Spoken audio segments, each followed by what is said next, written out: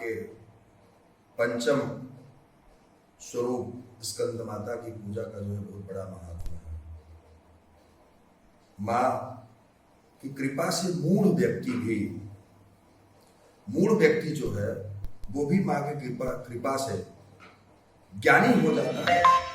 स्कंद माता की कृपा ऐसी होती है जिससे मूढ़ व्यक्ति भी ज्ञानी हो जाता है। माँ के पंचम स्वरूप स्कंद माता का स्मरण करने वाला व्यक्ति सदैव सुख का उपभोग करता है और माँ की असीम कृपा को प्राप्त करता है।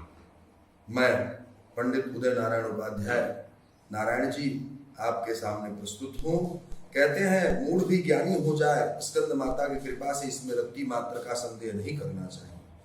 क्यों कि शुभा दास्तु सदा देवी स्कंद माता यशस्विनी, ये जो माता है शुभ को देने वाली है, अशुभ का समापन करने वाली है।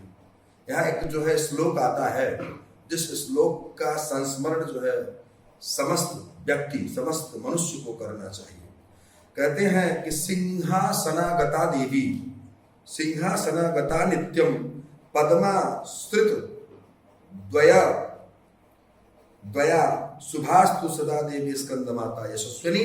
ये जो स्कंद माता है स्कंद माता के नाम से जो है प्रसिद्ध है।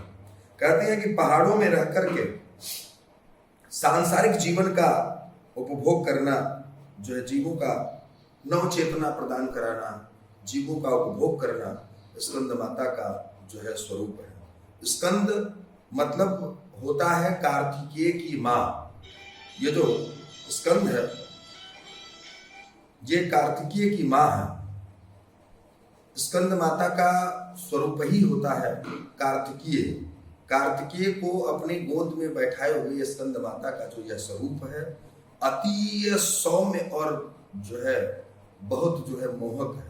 माँ कार्तिकेय को अपने गोद में बैठाई है और चार हाथों में जो है सुसज्जित है, सिंह पर जो है बैठी हुई है। आज माँ का यह जो स्वरूप है यह ममतामयी माँ है, जगत जननी है। वैसे तो माँ हमारे लिए भी जगत की स्वरूपणी ही है, मगर यहाँ स्कंद का मतलब होता है माँ, कार्तिकेय की माँ है। और ये जो है सिंह पर इनका भी वाहन सिंह ही है, सिंह स्वरूप है। और माँ स्कंद माता कार्तिकेय को अपने गोद में बैठाई हुई है। इसलिए ये जो स्कंद माता का व्रत है, स्कंद माता का जो दिन आज 5वां दिन है, इसमें निसंतान व्यक्ति भी अगर माँ की पूजा करे तो उसकी भी मनोअभिलाषित वस्तु जो है प्रदान हो जाती है। भगवान माना गया है कि गोद में भगवान स्कंद यानी कार्तिकेय जी को बैठाने के कारण इनकी जो है महिमा बहुत है और ये हर तरह से जो है संतान आदि की रक्षा करती है।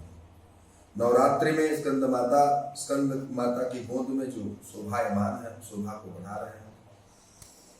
ऐसे में निसंतान व्यक्ति अगर जो है माँ के इस पंचम स्वरूप का स्मरण करता है तो उसकी भी मनोअभिलाषित उसको भी संतान सुख प्राप्त होता है। इसमें भी इधर संदेह करने की कोई आवश्यकता नहीं है। माँ जगत जननी है, जगदम्बा है। और इस समय नवरात्रि का ये जो चैत्र नवरात्रि का शुभ समय चल रहा है और आज 5वें दिन माँ के स्कंद माता की पूजा का जो है विधान है। माँ का दूसरा नाम पद्मासना है। पद्म यानी जो है बैठी हुई है कमल के फूल पर, इसलिए इनका एक रूप जो है पद्मासना भी इनको कहा जाता है। माँ के हाथ का स्पर्श समस्त जीवों के कल्याण के लिए होता है और ये 5वीं शक्ति को जागृत करती है। माँ के पूजा से कुंडलिनी शक्ति जागृत होती है और इससे मुक्ति और मुक्ति का मार्ग प्रशस्त हो जाता है। मुक्ति और मुक्ति का मार्ग प्रशस्त होता है। रोग दोष से भी माँ जो है रक्षा करती है। माँ रोग दोष में समस्त जीवों का कल्याण करती है। को वाणी की भी देवी कहा गया है। वाणी मतलब गायन आदि के क्षेत्र में जो कदम रखना चाहता है वह स्कंद माता का स्मरण कर सकता है। माँ स्कंद माता वाणी की अधिष्ठाती देवी भी कही गई है।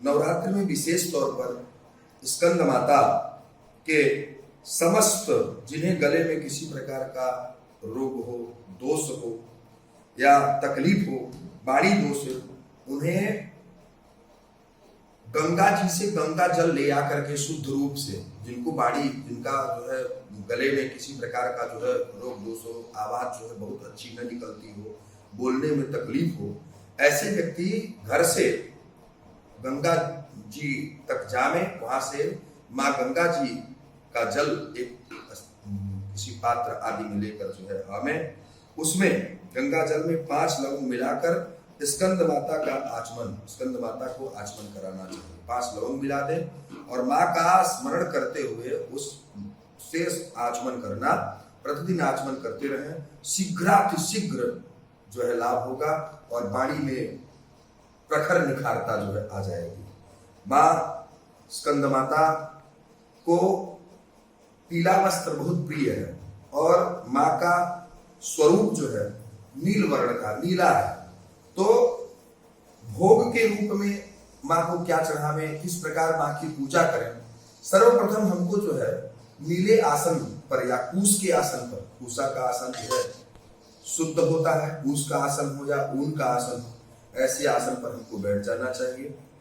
कलश स्थापित अगर 9 दिनों के लिए हुआ है तो अति उत्तम है, नहीं तो प्रतिदिन की पूजा के लिए माँ का कलश स्थापन करना चाहिए, गंगा जल आदि से भरना चाहिए, उसमें गंधा अक्षत आदि डालकर जो है आम के पल्लो लगाकर नारियल को स्थापित करना चाहिए और आचमन पवित्री के बाद जो है वहां बैठकर माँ को पंचामृत आदि से स्नान कराना चाहिए।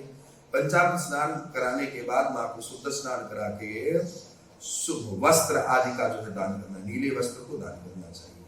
माँ को नीला वस्त्र प्रदान करावे और कुमकुम, अक्षत, धूप, दीप और नैवेद्य में माँ को जो है मीठा जो है बड़ा प्रिय है, नैवेद्य में माँ को मीठा प्रिय है। 5वें दिन जो है विधि प्रकार से जो है माँ की पूजा करें और माँ को मिठाई तो बड़ी प्रिय है, उसके साथ माँ को केला भी चढ़ता है, केले का फल माँ को बड़ा प्रिय है। और उस दिन भोग में विशेषतः खीर बनवाना चाहिए। खीर बनाकर माँ को चढ़ा सकते हैं हम, अगर वह खीर पीला हो इसलिए उस खीर में केसर जो है अवश्य मिलाना, केसर मिलाकर वह खीर माँ को अर्पित करें प्रेम पूर्वक और उसका प्रसाद लें। उस दिन 5 बालिकाओं को, 5 कन्याओं को भी वह खीर खिला सकते हैं और 5 बालकों को भी वह खीर प्रदत्त कर सकते हैं। उसके बाद खीर का जो है समस्त लोग भोग भी लगा सकते हैं और खीर मिठाई देने से माँ भगवती प्रसन्न होती है। बालकों को, कन्याओं को खीर खिलाना और बालकों को खीर खिलाने से माँ जो है अति प्रसन्न होती है और मनो अभिलाषित समस्त चीजों को मैया प्रदान कराती है। प्रसन्न देवी की कृपा से आपकी झोली भी भर जाती है, ऐसी इच्छा करनी चाहिए।